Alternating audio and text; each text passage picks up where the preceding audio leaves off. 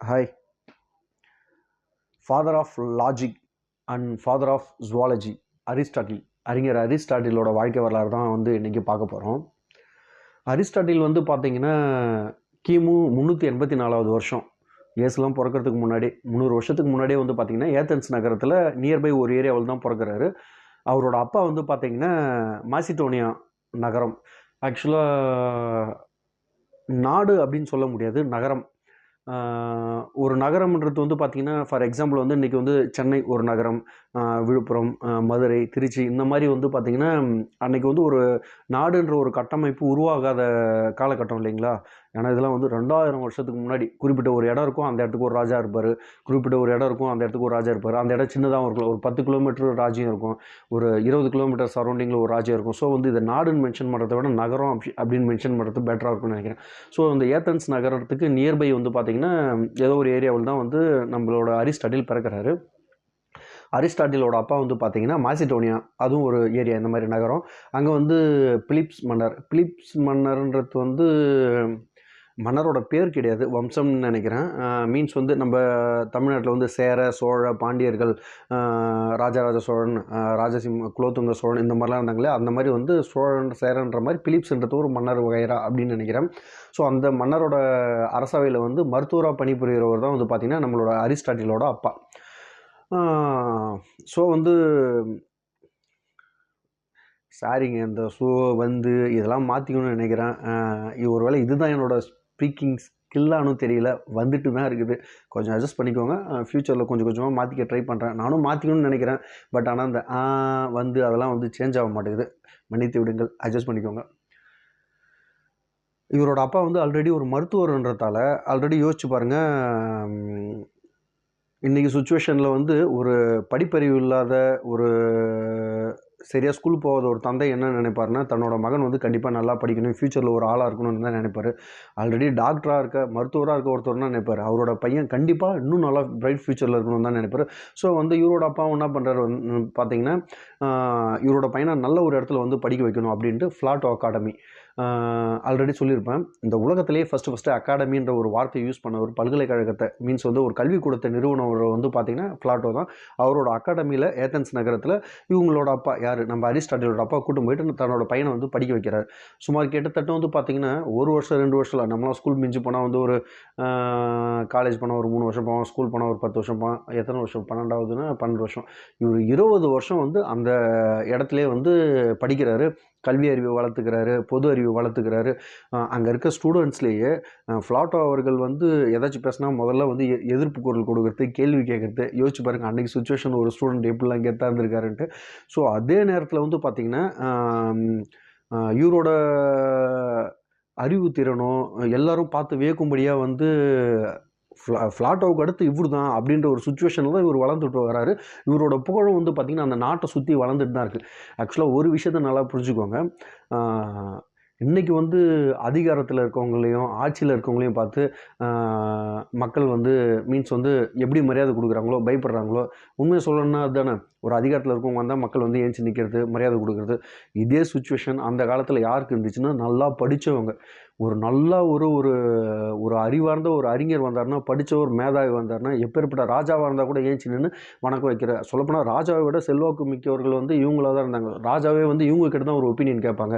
இந்த மாதிரி ஒரு பிரச்சனை ஆகிடுச்சுன்னா என்ன பண்ணுறது, ராஜகுரு அப்படின்னு சொல்லுவாங்க. இவங்க பார்த்திங்கன்னா ரொம்ப அறிவார்ந்தவங்களாக இருப்பாங்க. ஸோ படித்தவங்களுக்கு அந்த காலத்தில் அவ்வளோ ஒரு மரியாதை இருந்தது.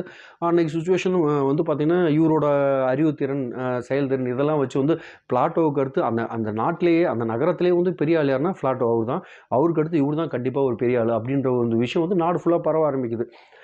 இன்றைக்கி தான் பார்த்திங்கன்னா டெலிவிஷன், மீடியா இந்த மாதிரியெல்லாம் இருக்குது. அன்றைக்கி ஃபுல்லாகவே பார்த்திங்கன்னா வாய் வழி விளம்பரம்னு சொல்லுவாங்க. ஒரு மனுஷன் பார்த்திங்கன்னா ஏதோ ஒரு விஷயத்தை செஞ்சுருப்பான், ஒரு ஊர்லேருந்து இன்னொரு ஊரில் போய் இந்த மாதிரி அந்த ஊரில் ஒரு ஆள் இந்த மாதிரி ஒரு விஷயத்தை பண்ணிட்டான் அப்படின்ற பட்சத்தில் வாய் வழியாக தான் அன்றைக்கி மக்கள்கிட்ட எல்லாருக்கிட்டையுமே போய் சேர ஆரம்பிச்சிது. ஸோ அதே மாதிரியே அரிஸ்டாட்டிலோட புகழும் வளரும் போதே பார்த்திங்கன்னா நாடு நகரம் ஃபுல்லாக பரவ ஆரம்பிச்சிது. இந்த சுச்சுவேஷனில் என்ன ஆகுதுன்னு பார்த்திங்கன்னா, கிட்டத்தட்ட சுமார் 20 வருஷங்கள் கழித்து பார்த்திங்கன்னா ஒரு சுச்சுவேஷனில் பிளாட்டோ அகாடமியை நிறுவியவர் பிளாட்டோ இறந்துடுறாரு. ஸ்லிப் ஆகுது, சாரி. இறந்துடுறாரு. கரெக்டாக பார்க்க போனால் அவருக்கு அடுத்து வந்து ஜீனியஸ்னு பார்த்தா வந்து கண்டிப்பாக அரிஸ்டாட்டில் தான். அந்த அகாடமியை பொறுப்பு ஏற்றுக்க வேண்டிய எல்லா தகுதியும் உள்ள ஒரு அரிஸ்டாட்டில் தான். ஆனால் என்ன பண்ணுறாங்கன்னா, ஃப்ளோட்டோவோட உறவினர் யாரோ ஒருத்தவருக்கு வந்து அந்த அகாடமியை பார்த்துக்கிற ஒரு பொறுப்பை வந்து கொடுக்குறாங்க. அந்த ஒரு ரீசனா இல்லை மேபி வந்து அது பிடிச்சா பிடிக்கலையான்னு தெரியல. இவர் வந்து அந்த இடத்துல இதுக்கப்புறம் இருக்க வேணாம் அப்படின்னு நினைக்கிறாரு. அதுக்கப்புறம் வந்து பார்த்திங்கன்னா வெளியில் வந்து ஒரு நாட்டோட மன்னரோட நாட்டோடன்றேன், ஆமாம் நாடுன்னு கூட வச்சுக்கலாம், நகரம் நாடு மேபி எல்லாம் ஒன்று தானே. ஒரு ராஜா வந்து தன்னோட பையனுக்கு வந்து நீங்கள் தான் டீச்சராக இருக்கணும் அப்படின்ட்டு கூப்பிட்றாரு. இவரும் ஆல்சோ அங்கே போகிறாரு. அங்கே போயிட்டு அந்த பையனுக்கும் வந்து டீச்சராக இருந்து ஒரு சில விஷயங்களை வந்து சொல்லி கொடுக்குறாரு. அண்ட் அங்கேயே வந்து ஒரு பொண்ணை பார்த்து கல்யாணமும் பண்ணுறாரு. மேபி அவங்க ராஜவம்சத்து பொண்ணா அது சரியாக தெரியல. அந்த இடத்துலேயே ஒரு பொண்ணை பார்த்து கல்யாணம் பண்ணுறாங்க. கூட இருக்காங்க. குறிப்பிட்ட சில வருடங்களுக்கு பிறகு வந்து அந்த அந்த பெண் வந்து இறந்து போகவே மறுபடியும் இன்னொரு கல்யாணம் பண்ணுறாரு. அந்த பெண் மூலயமா இவருக்கு ஒரு மகனும் வந்து பிறக்கிறாங்க. அப்புறம் வந்து ஒரு 3 வருடங்கள் கழித்து வந்து பார்த்திங்கன்னா அங்கேயும் வந்து சூழ்நிலைமை சந்தர்ப்பம் காரணமாக அங்கேருந்து வெளியே போகலாம், செட் ஆகலை அப்படின்ற மாதிரி சுச்சுவேஷனில் இவருக்கு வந்து ஒரு கடிதம் வருது. என்னென்னு பார்த்தீங்கன்னா, இவரோட அப்பா மருத்துவராக வேலை செஞ்ச அந்த பிலிப்ஸ் ராஜா வந்து ஒரு கடிதம் போடுறாரு. என் பையன் வந்து உங்ககிட்ட தான் வந்து பாடம் கற்றுக்கணும், நீ தான் என் பையனுக்கு வந்து டீச்சராக இருந்து எல்லாத்தையும் சொல்லித்தரணும், ஸோ உடனே கிளம்பி வாங்க அப்படின்ற மாதிரி வந்து லெட்டர் கடிதம் வருது. இவரும் அதை பார்த்துட்டு சந்தோஷமாக, ஏன்னா யோசிச்சு பாருங்கள், ஒரு அப்பா வேலை செஞ்ச இடத்துல அவரோட ராஜாவோட பையனுக்கு ஒரு டீச்சராக இருக்கிற மாதிரினா அது எவ்வளோ பெரிய ஒரு கௌரவம். ஸோ வந்து அங்கே கிளம்பி போகிறார். ஆனால் இவர் ஒரு சில ரூல்ஸ் அண்ட் ரெகுலேஷன்ஸை வைக்கிறதாகவும் வந்து ஹிஸ்ட்ரியில் வரலாறுல சொல்கிறாங்க. என்னென்னா, நான் வந்து ராஜா இருக்க இடத்துல வந்து நான் வந்து தங்க மாட்டேன், நான் வந்து தனியாக ஒரு இடத்துல தங்கியிருப்பேன், உங்கள் பையனை வேணால் இங்கே வந்து படிக்க சொல்லுங்கள் அப்படின்ற பட்சத்தில் வந்து அந்த பிலிப்ஸ் ராஜாவோட பையன் வந்து இவர்கிட்ட வந்து பாடம் படிக்கிறாரு, பாடங்களை வந்து கற்கிறாரு. அவர் வந்து 13 வயசில் சம்திங் வந்து நம்ம அரிஸ்டாட்டில் கிட்ட நம்ம ஐயா கிட்ட வந்து கல்வி கற்கிறதுக்கு வராரு. ஒரு 4 வருடங்கள் வந்து இவர்கிட்ட படிக்கிறாரு. ஒரு சுச்சுவேஷனில் வந்து அரிஸ்டாட்டில் வந்து கேட்குறாரு, தன்னோட ஸ்டூடெண்ட்ஸ் கிட்ட கேட்குறாரு, ஃப்யூச்சரில் உங்களுக்கு வந்து பார்த்திங்கன்னா ஒரு தீர்க்க முடியாத ஒரு இக்கட்டான ஒரு சூழ்நிலைமை வருது, ஒரு பெரிய பிரச்சனை வருது, அப்போ நீங்கள் என்ன பண்ணுவீங்க அப்படின்னு கேட்கும்போது இருக்க ஸ்டூடெண்ட்ஸ் எல்லோரும் என்ன சொல்கிறாங்கன்னா, நாங்கள் நேராக உங்ககிட்ட தான் வரோம் குருவே, உங்ககிட்ட வந்து ஆலோசனை கேட்போம், இந்த நேரத்தில் என்ன பண்ணலாம் அப்படின்ட்டு, இல்லை படித்தவங்ககிட்ட ஆலோசனை கேட்போம், எங்களை விட மூத்தவர்கிட்ட ஆலோசனை கேட்போம் அப்படின்ற மாதிரி ஆளுக்கு ஒரு பதிலை வைக்கும்போது ஒரே ஒரு ஆள் மட்டும் என்ன சொல்கிறேன்னா, எப்பேற்பட்ட சூழ்நிலை வந்தாலும் நான் தனியாக நின்று ஒத்தாலாக கண்டிப்பாக வந்து அந்த பிரச்சனையை தீர்ப்பேன், யாருக்கிட்டையும் போய் உதவின்னு போய் நிற்க மாட்டேன், அந்த பிரச்சனைக்கு ஒரு தீர்வு இருக்கும், கண்டிப்பாக அதை நான் வந்து தீர்த்து வைப்பேன் அப்படின்னு சொல்கிறாரு. அவர் தான் நம்ம த கிரேட் அலெக்சாண்டர், அந்த பிலிப் மன்னரோட பையன். ஸோ வந்து அந்த 4 வருஷத்தில் என்ன ஆகுதுன்னா, 4 வருஷம் அலெக்சாண்டர் வந்து அரிஸ்டாட்டில் கிட்ட வந்து ஸ்டூடெண்ட்டாக இருக்கார். 4 வருஷத்தில் வந்து அலெக்சாண்டரோட அப்பா இறந்து போகவே சந்தர்ப்ப சூழ்நிலைமை காரணமாக 17 வயசுலேயே வந்து அலெக்சாண்டர் வந்து அந்த நாட்டுக்கு வந்து ராஜாவாக அரியணை ஏறுறாரு. அதுக்கப்புறம் வந்து பார்த்திங்கன்னா, நம்ம அரிஸ்டாட்டில் இவர் வந்து என்ன பண்ணுறாருன்னா, தானும் வந்து ஒரு அகாடமி வைக்கணும். ஏன்னா ஆல்ரெடி பிளாட்டோ அகாடமியில் வந்து யாரோ ஒருத்தர் வந்து தலைமை பொறுப்பு எடுத்து பண்ணுறாரு. அதே ஏத்தன்ஸ் நகரத்தில் அலெக்சாண்டரோட உதவியோட இவரும் வந்து ஒரு அகாடமி, அதுக்கு பேர் வந்து பார்த்திங்கன்னா லைசியம் சம்திங், ஒரு சில வார்த்தைலாம் எனக்கு மனசில் பதிய மாட்டேங்குது, அட்ஜஸ்ட் பண்ணிக்கோங்க, லைசியம்னு நினைக்கிறேன். அந்த மாதிரி வந்து ஒரு அகாடமி வந்து ஓப்பன் பண்ணுறாரு. நிறைய மாணவர்களுக்கு வந்து கல்வி, கலை இந்த மாதிரியெல்லாம் வந்து சொல்லித்தராரு. ஆக்சுவலாக இதில் ஒரு முக்கியமான விஷயம் என்ன பார்த்தீங்கன்னா, இவருக்கு முன்னாடி இருந்தவர், இவரோட டீச்சர் வந்து பிளாட்டோ, அவரோட டீச்சர் வந்து சாக்ரட்டிஸ். இதில் ஒரு முக்கியமான விஷயம் என்னன்னு பார்த்தீங்கன்னா, சாக்ரட்டிஸ் இருந்த காலத்தில் வந்து பார்த்திங்கன்னா, கிரேக்க உலகத்தின் வந்து ஒரு தந்தை, ஒரு மிகப்பெரிய லெஜண்ட் யாருன்னு கேட்டிங்கன்னா, ஃபஸ்ட்டு உலகத்திலே வந்து ஒரு தத்துவ அறிஞர் அப்படி யாருன்னு நீங்கள் கூகுள் பண்ணாலும் எப்படி பார்த்தாலும் வந்து நம்மளுக்கு முதல்ல வர பேர் சாக்ரட்டிஸ் தான். இதில் என்ன கொடுமையான விஷயம்னா, சாக்ரட்டிஸ் வந்து எந்த புத்தகங்களோ எழுதலை, எந்த நூல்களோ எழுதலை, எந்த குறிப்புகளும் எழுதலை. அந்த காலத்தில் வந்து ஒருவேளை அவருக்கு தோணலையா, ஆனால் அவரோட அறிவுத்திறனும் அவரோட என்ன சொல்கிறது, அவரோட சிந்தனைகளும் வந்து அபரிமிதமானது. அவ்வளோ விஷயங்களை வந்து அவர் அப்போயே வந்து சொல்லியிருக்காரு, கண்டுபிடிச்சிருக்காரு. ஆனால் அது அதையும் நோட் பண்ணாதால இன்றைக்கி வந்து நிறைய விஷயங்கள் தெரியாமலே போயிடுச்சு.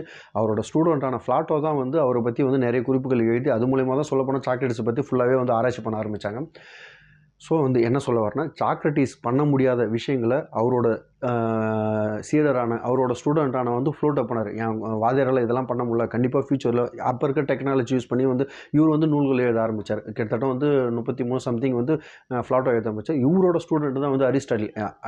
நம்ம வாதியார் என்ன விட்டாரோ அதெல்லாம் கண்டிப்பாக நம்ம சாக்ரட்டிஸோட வெற்றிடத்தை ஃப்ளாட்டோ நிரப்பினார், ஃப்ளாட்டோவோட வெற்றிடத்தை அரிஸ்டாட்டில் நிரப்பினார். இதில் என்ன ஒரு லாஜிக் பாருங்கள், இவங்க 3 பேரோட பவராக என்னவோ தெரியல, அலெக்சாண்டர் உலகத்தையே ஜெயிச்சார். ஸோ டாபிக் விட்டு எங்கேயோ போயிட்டுருக்கேன்.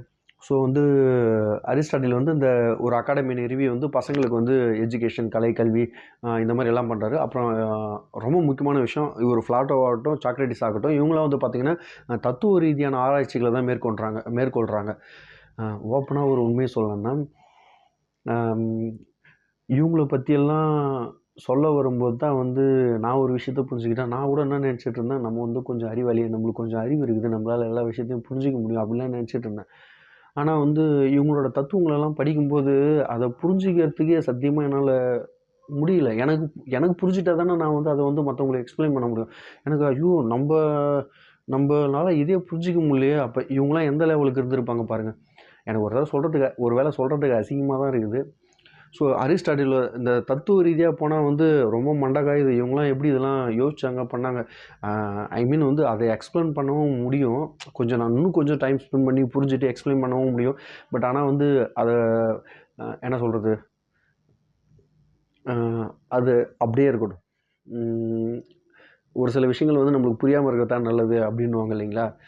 சாரி, ஆக்சுவலாக இன்னொரு விஷயம் என்னென்னா, நான் சொல்கிற எல்லாருமே இவங்களோட வாழ்க்கை வரலாறு 100% வந்து எதுவுமே கிடையாது. நான் காதில் கேட்டது, கண்ணால் படித்தது, அந்த மாதிரி தெரிஞ்ச விஷயங்களை வச்சு தான் சொல்கிறேன் தவிர, அதாச்சும் என்னென்னா அவங்க லைஃப்பில் நடந்த 100க்கு ஜஸ்ட் ஒரு 1% மட்டும் தான். நானும் இல்லை, அவரை பற்றி வாழ்க்கை வரலான்னு சொல்கிற எல்லாருமே வந்து ஏதோ ஒரு சில விஷயங்கள் மட்டும் தான் பேசுகிறாங்க. உண்மை அங்கே என்ன நடந்தது, என்ன சொல்கிறது, அந்த அளவுக்கு அவங்களாம் லெஜெண்ட்ஸ். அவங்க ஃபுல்லாகவே வந்து யாராலையும் சொல்ல முடியாது. அதனால் எனக்கு தெரியாத அவங்கள பற்றி லைஃப்பில் நிறைய விஷயங்கள் இருக்கலாம். ஸோ வந்து எனக்கு தெரிஞ்சதை மட்டும் சொல்கிறேன். இதை வச்சு மட்டும் வந்து அவங்களோட திறமையை வந்து கால்குலேட் பண்ண தேவையில்லை. இவ்வளோ தானே இவங்கன்ட்டு. நான் பேசாது, எனக்கு தெரியாது எவ்வளோ இருக்குது. So sorry, come to the topic. So Aristotle வந்து இந்த அகாடமியை ஓப்பன் பண்ணுறாரு. இது குறுக்கால என்ன ஆகுதுன்னு பார்த்தீங்கன்னா, குறிப்பிட்ட சுச்சுவேஷன் வந்து அலெக்சாண்டர் இல்லாமல் போனதுக்கப்புறம் அரசு அமைப்புகள், அரசு அதிகாரிகள் வந்து சாக்ரட்டிஸ் மேலே விதித்த அதே ஒரு எப்படி சொல்கிறது, சாக்ரட்டிஸ்னால் அந்த அரசியல் அதிகாரத்தில் இருக்கவங்களுக்கு பிடிக்காது. அதே மாதிரியே ஃப்ளாட்டோனாலும் பிடிக்காது. நாட்டுக்கு நல்லது பண்ணுறவங்களும் அந்த அரசியல்வாதிகளுக்கு பிடிக்காது இல்லையா. ஏன்னா இவங்களுக்கு வந்து கல்வின்றத ஒரு விஷயத்த வந்து மக்கள் மனதிலையும் இளைஞர்கள் மனதிலையும் விதைக்கிறதே வந்து பார்த்திங்கன்னா அன்றைக்கி ஒரு பெரிய தப்பாக தான் இருந்தது. நீ வந்து எல்லாத்தையும் சொல்லிக் கொடுத்துருவா, நாளைக்கு அவனுக்கு வந்து எனக்கு கேள்வி கேட்பாங்க அப்படின்ற பட்சத்தில் வந்து பார்த்திங்கன்னா இவர் மேலேயும் வந்து பார்த்திங்கன்னா வெறுப்பு உணர்வை வந்து அந்த அரசு வந்து இது பண்ணுறதுக்கு இவர் புரிஞ்சுக்கிட்டாரு. ஸோ வந்து இதுக்கப்புறம் நம்ம இங்கே இருந்தால் வந்து செட் ஆகாது அப்படின்ட்டு அங்கேருந்து கிளம்பி வந்து வேறு இடத்துக்கு போக ஆரம்பிக்கிறாரு.